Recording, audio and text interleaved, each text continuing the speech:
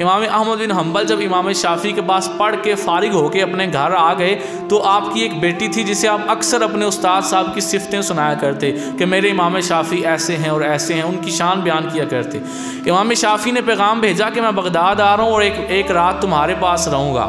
इमाम अहमद बिन हम्बल को चाह चढ़ गया कि मेरे उस्ताद साहब तशरीफ़ ला रहे हैं, और आपकी बेटी भी बड़ी खुश हुई क्योंकि उसने आपका ज़िक्र बड़ा सुना था और देखा नहीं था कि मेरे अब्बा जी के उस्ताद कैसे हैं। तो इमाम शाफ़ी की आमद में उसने बड़ा अच्छा खाना पकाया, बड़ी अच्छी दावत का इंतज़ाम किया।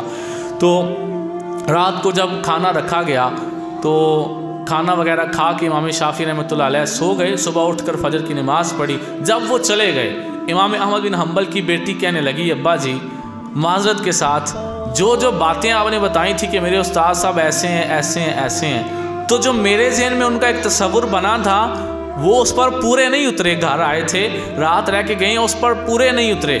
तो आपने कहा कि क्यों, क्या हुआ है? तो कहने लगी जितनी आप उनकी शानें बयान करते थे तो मेरे ज़हन में तो ये था कि मैं अगर 2 रोटियां रखूँगी तो वो आधी खाएंगे, क्योंकि अल्लाह का वली है, वो ज़्यादा नहीं खाता। और फिर वो सारी रात जाग के इबादत करेंगे, कुछ थोड़ी देर के लिए सोएंगे, फिर तहज्जुद के वक़्त उठ जाएंगे। लेकिन मैंने तो देखा कि मैंने जितना खाना रखा था उन्होंने खा दिया और वो सारी रात सोए रहे, सुबह फजर के वक़्त उठे, उन्होंने तहज्जुद नहीं पढ़ी।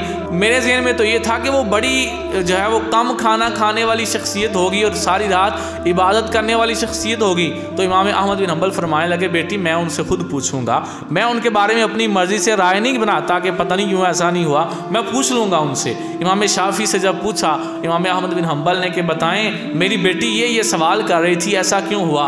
इमाम शाफ़ी मुस्कुरा पड़े। आप फरमाने लगे, वैसे तो आधी ही खाता हूँ, बल्कि पूरी रखी जाए तो चौथा हिस्सा खाता हूँ, लेकिन तुम्हारे घर आया था, मुझे पता था इसने जो पकाया है हलाल पकाया है।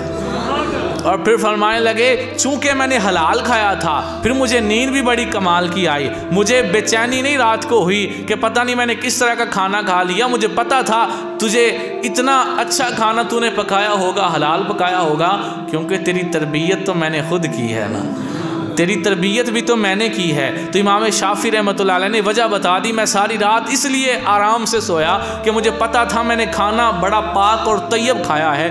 तो ये एक इमाम शाफ़ी रहमतुल्लाह अलैह की हलाल चीज़ के साथ मोहब्बत भी है कि हलाल चीज़ को इतना पसंद किया जाए। हमारे मुआशरे में हलाल चीज़ की वक़्त कम कर दी जाती है, हराम की ज़्यादा कर दी जाती। कई बंदा सरकारी मुलाजम होए ना, उन्होंने वो तनख्वाह माजरी ना गुजारा होंदा, रिश्वत ना गुजारा होंदा, और रिश्वत में फिर कितों होंदा है, जिधर तनख्वाह नहीं होंदा रिश्वत भी कोई नहीं होता।